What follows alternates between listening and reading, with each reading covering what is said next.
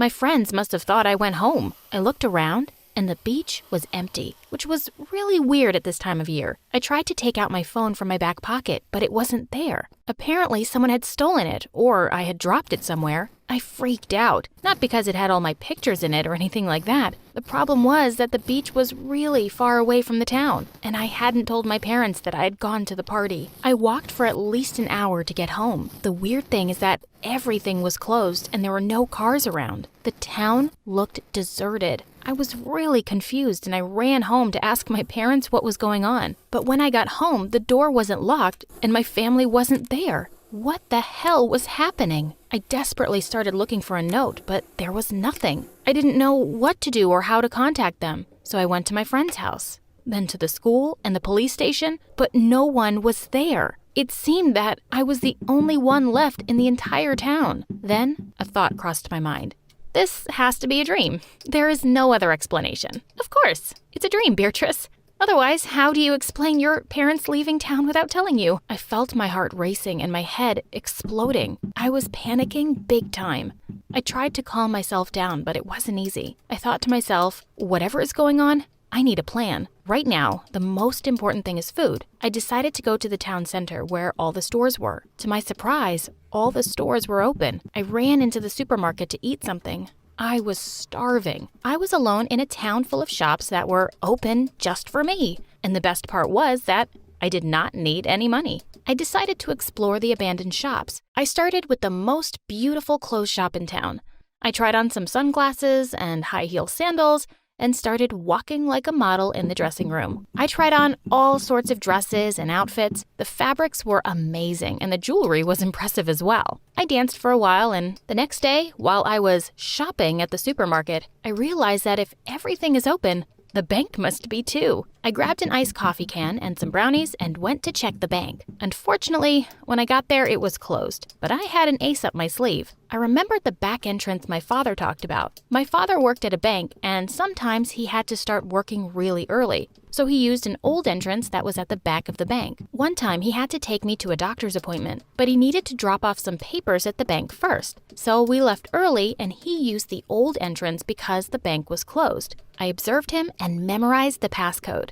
If I was lucky enough, the passcode would be the same. Well, it turns out Lucky is my middle name. I opened the door and started exploring the bank. At some point, I saw a large round door with some kind of metallic ship wheel and a code next to it. I assumed that would be the vault. No wonder this bank was robbed twice. I mean, if a teenager can get in without setting off the alarm. I approached the vault. Apparently, the video games and movies I've been playing and watching are quite accurate when it comes to bank vaults, because after a few tries, I somehow managed to open it. The inside was full of safe deposit boxes. I tried to open each and every one of them, but there was no use. They were all locked. When I was about to get back out, I noticed a small key with the number 58 on it. I picked it up and looked for the safe deposit box number 58. It opened. I looked inside and there was so much money inside. I took a stack of cash and made my way out of the vault. I closed it and went back outside. It was dark. I hadn't noticed how fast time passed. I guess opening the vault took me more time than I had thought. I was tired, so I went back to the mattress store and lied down, but I could not sleep.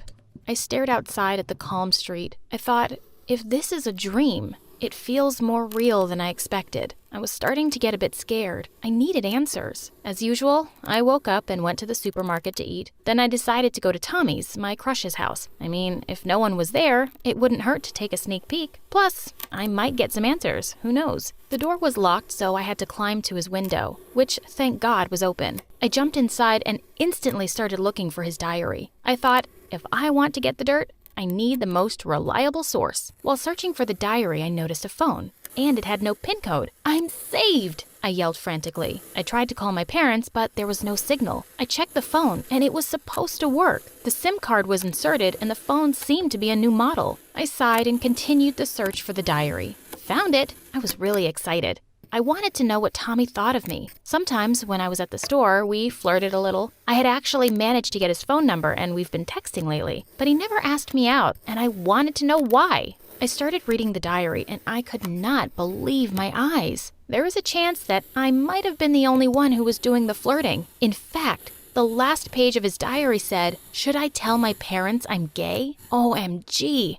I've had a crush on this guy since forever, and he is gay. I was crushed and felt so stupid for a moment. How could I not see it? I put the diary back in its place and made sure to take the phone with me, just in case the signal came back on for some reason. I went down the stairs and opened the door from the inside. I didn't feel like climbing down the window again. I went back to the supermarket, loaded a cart with a bunch of junk food and a gigantic box of ice cream, and headed to the cinema. I had worked there, so I knew how to operate the projector. I sat in the back row so that I could keep my cart close. I grabbed a plastic spoon and dug into my chocolate ice cream to console myself. Now I know who's been robbing my ice cream. I jumped at the sound of a boy's voice. What the hell? I said, I thought I was alone. The boy said, well, that makes two of us. I looked at him in disbelief. He looked at my confused expression and said, I'm Derek, remember? We have algebra and biology together. Of course I remembered him. He was Tommy's best friend. Or now that I think about it, maybe his boyfriend? Derek looked worried.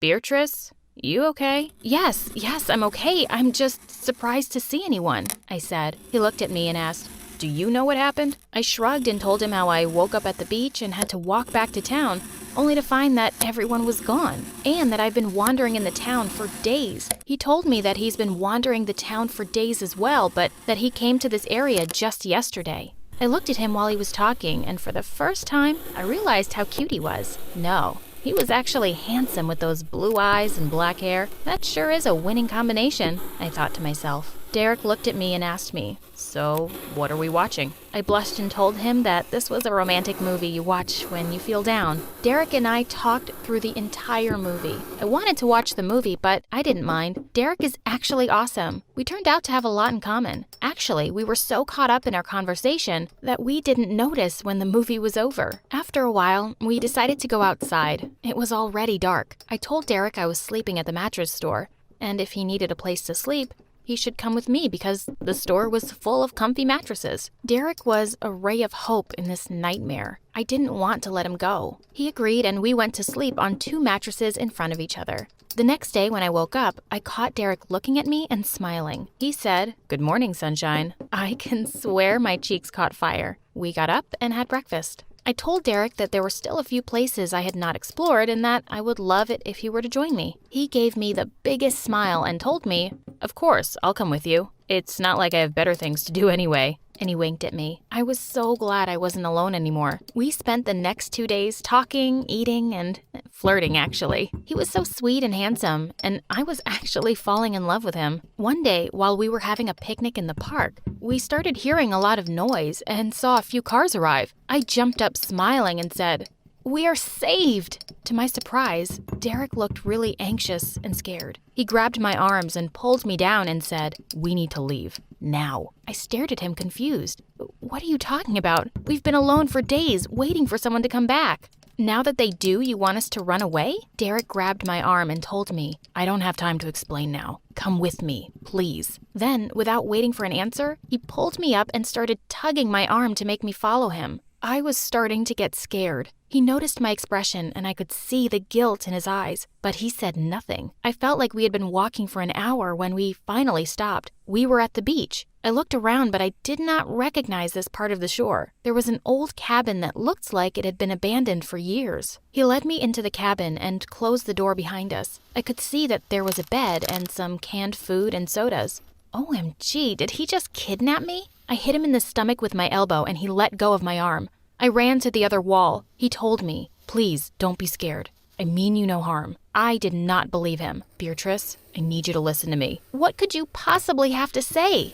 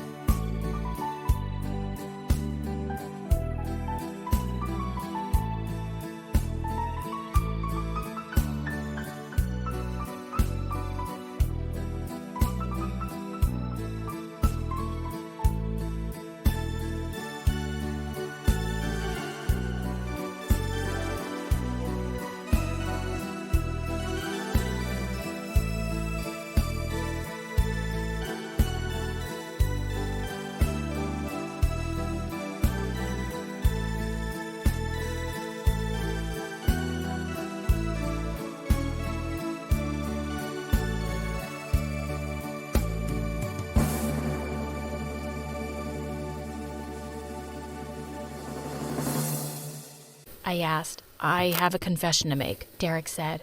I stood there silently. Everyone was evacuated because they thought a tsunami would have hit the coast. I stared at him in disbelief. He continued to explain. It turned out that the whole town was evacuated very early in the morning, and the beach was too far for me to hear the emergency sirens. My parents tried to come back, but the police wouldn't let them, and told them that everyone had been evacuated. I took my parents' car and came to check on you after I heard your parents say that you did not leave with them. I needed to know you were okay. He explained that on his way back, he heard on the radio that it was a false alarm and that it would take some time to get everyone back into their town because the authorities did not want to cause chaos. They had decided to start sending people back to their towns, but decided to do it one town at a time in alphabetical order. Our town was called Saugatuck, so he was pretty sure he had a few days to spend with me and then tell me the truth. So he acted as if he knew nothing about the emergency evacuation and told me that he did not know why there was no one else left in town. He said that the authorities managed to get everyone back faster than he had expected. He looked at me with a sad expression and said, "I'm sorry, Beatrice. I just wanted to spend time with you, and I saw an opportunity." "And you took it," I said angrily. "Yes, but I always intended to tell you the truth, not just about the tsunami." "What else were you keeping from me, Derek?" I asked. His answer left me stunned. He said, "I love you. I always have, but I never had the guts to tell you." I stood there confused. I wanted to tell him that I loved him too, but he lied to me, and he had just kidnapped me. I thought I would never see my parents again, and it seemed that there's a good chance I won't, all because of him. He could have told me, but he chose to let me believe I was alone. I stared at him for a moment and said, "You say you love me, but you lied to me. And on top of that, you kidnap me?" "Kidnap you? No, this is not what this is." "Oh, I'm sorry. The last time I checked, when you force someone to follow you against their will and you lock them up somewhere deserted, it's called kidnapping." He looked at me with a confused look, opened the door and said, "I'm really sorry, Beatrice. I hope you'll forgive me." He went outside and locked the door behind him. I ran to the door and tried to open it, but with no luck. Then I started pounding on the door, screaming my lungs out, but there was no point. I sat on the floor and cried in fear. I thought no one would find me. This part of the beach was totally deserted. After a while, I fell asleep. When I woke up, I saw a disposable phone next to me. I opened it and saw there was a text message. It said, "I'm terribly sorry. I never meant for this to happen. I had actually planned to take you on a romantic date to this cabin. That's why there are candles lying around." I looked around me and noticed the candles. He was telling the truth.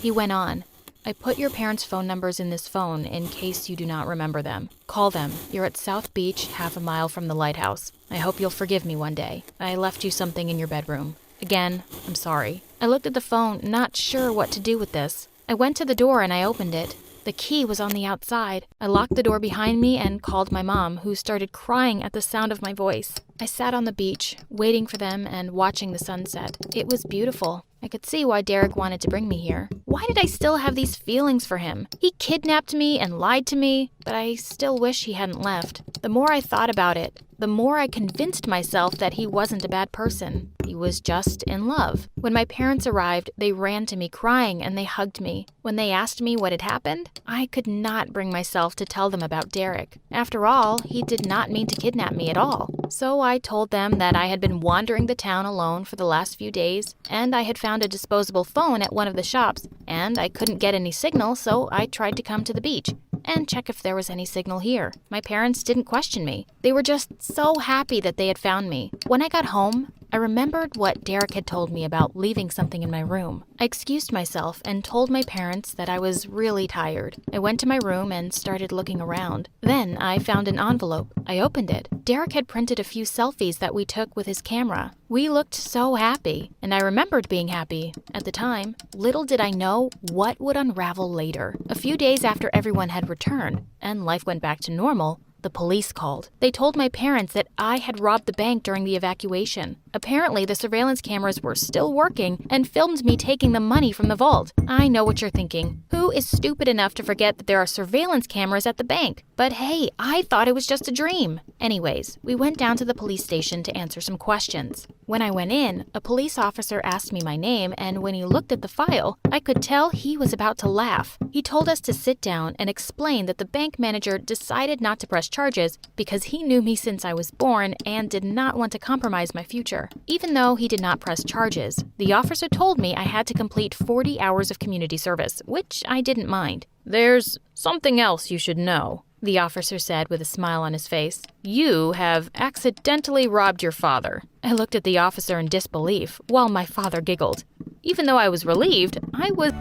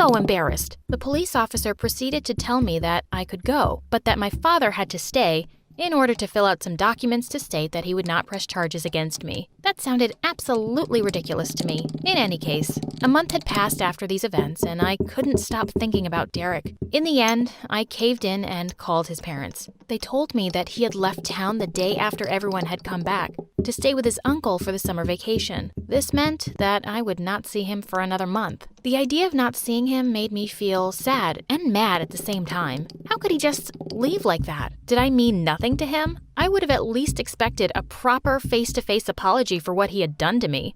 I was raging with madness. I took my bike and started riding it as fast as I could, hoping it would make my stress go away. I pedaled and pedaled until I realized where I was going. For some reason, I had ended up at the cabin. I got off my bike and tied it to a palm tree on the sidewalk and started walking toward the cabin. Then, I stopped. In the corner of my eye, I saw someone sitting on the shore. I knew my mind was probably playing tricks on me, but from the back, it looked like Derek. I had so many mixed feelings. I was scared and yet still wanted to talk to him. So I thought to myself, for 3 days you did whatever you wanted because you thought you were dreaming. Just do what you want to do. Stop overthinking this. I took my own advice. I slowly started approaching Derek and the beautiful sunset. The closer I got, the faster my steps were, as if there were a magnetic attraction between us. I put my hand on his shoulder and he turned to look at me. One heartbeat later, his lips were locked with mine in front of the beautiful sunset.